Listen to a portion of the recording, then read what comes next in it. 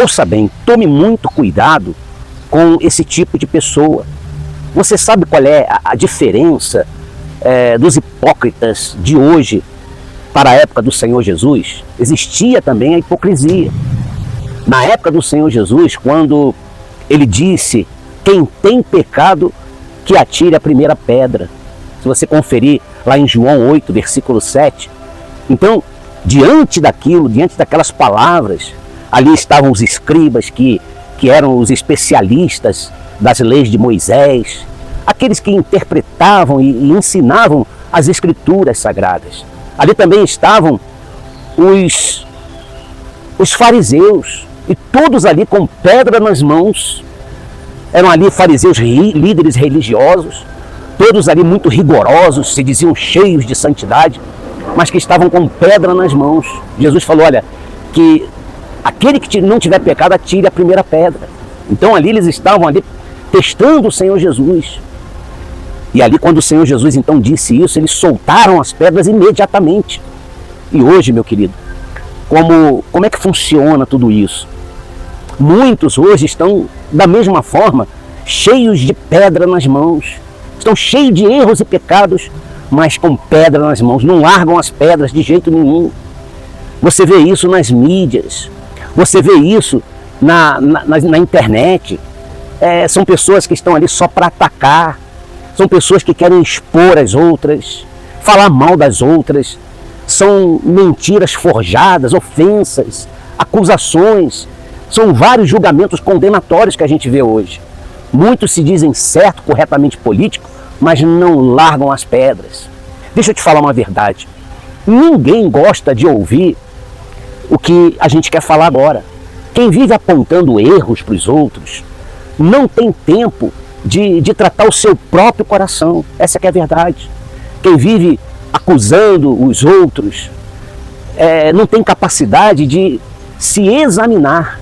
Por isso que o Senhor Jesus, ele disse uma certa feita: examinai-vos a vós mesmos. Se permaneceis na fé, então provai-vos a vós mesmos. Ouça bem, meu querido. Quem vive criticando os outros, quem vive julgando as pessoas, não confronta os seus próprios erros. Essa é que é a verdade. Não confronta os seus próprios pecados.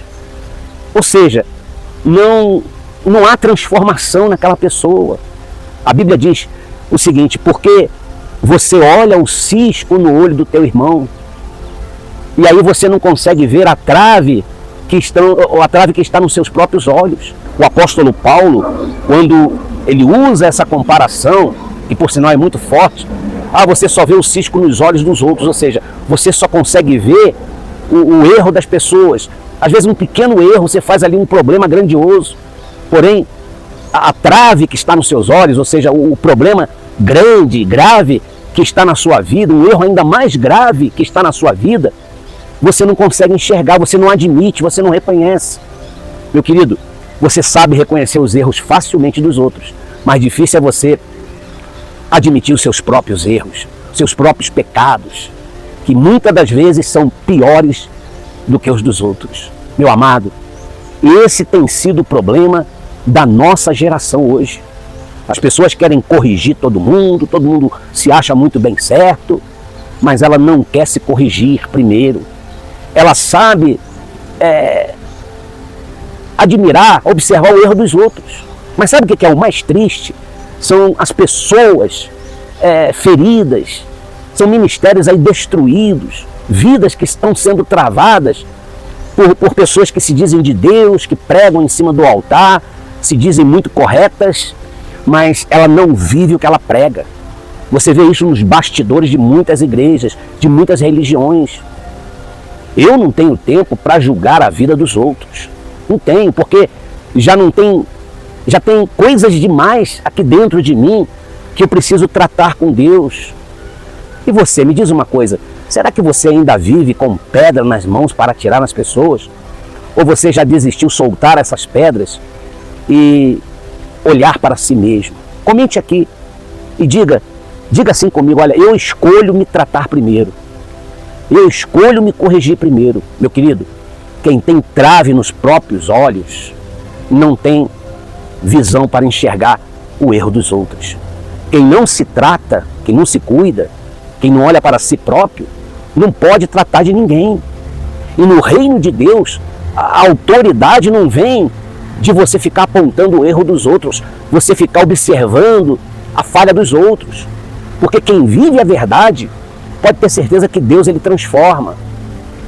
Deus, ele não transforma por causa de títulos, personagens, pelo fato de você ter um título de obreiro, de pastor, de bispo, não. Você não tem prioridade por isso, não. Deus, ele transforma verdadeiras pessoas que reconhecem, que pedem perdão, que reconhecem que precisam mudar. Meu amado, começa a olhar para dentro de si mesmo. O Senhor Jesus, ele estava ali naquela ocasião dizendo o seguinte, que o pecado, o erro, o tamanho do pecado não importa. Ele estava ali confrontando a hipocrisia daqueles fariseus, daqueles escribas. Os acusadores queriam, de fato, condenar aquela mulher, apedrejá-la. Mas eles mesmos ignoravam os próprios pecados. E quando perceba bem que a lição espiritual que nós aprendemos é que antes de você julgar uma pessoa, você deve examinar-se a si mesmo. Antes de você acusar alguém, reconheça as suas falhas. Antes de você expor uma situação de alguém, lembre-se da graça que você também precisa receber de Deus. E o mais forte de tudo isso é exatamente o que o Senhor Jesus, ele não condenou aquela mulher. Mas também a gente tem que observar o seguinte, ele não aprovou o erro dela. Ele não aprovou a atitude, o erro daqueles escribas e fariseus. O Senhor Jesus simplesmente ele virou-se para aquela mulher e disse, olha, nem eu te condeno, e ninguém vai te condenar. Vai e não peques mais. Vê lá depois em João 8, versículo 11. Ou seja, a gente reconhece nisso tudo que a graça de Deus, o perdão de Deus, o favor imerecido do Senhor, não é uma permissão para você continuar no erro. É a oportunidade da transformação de vida que tanto nós precisamos. Meu amado, preste atenção. Se todo mundo obedecesse essa palavra, então muita gente hoje já teria largado as pedras que tem na mão, inclusive na própria internet, porque no final, quem é que entende a própria fraqueza? Fala para mim. Quem é que aprende a tratar o outro com misericórdia? Está difícil você ver isso hoje.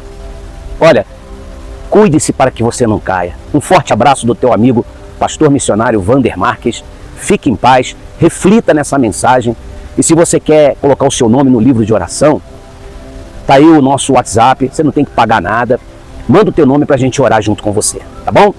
Que Deus te abençoe e abençoe toda a sua casa.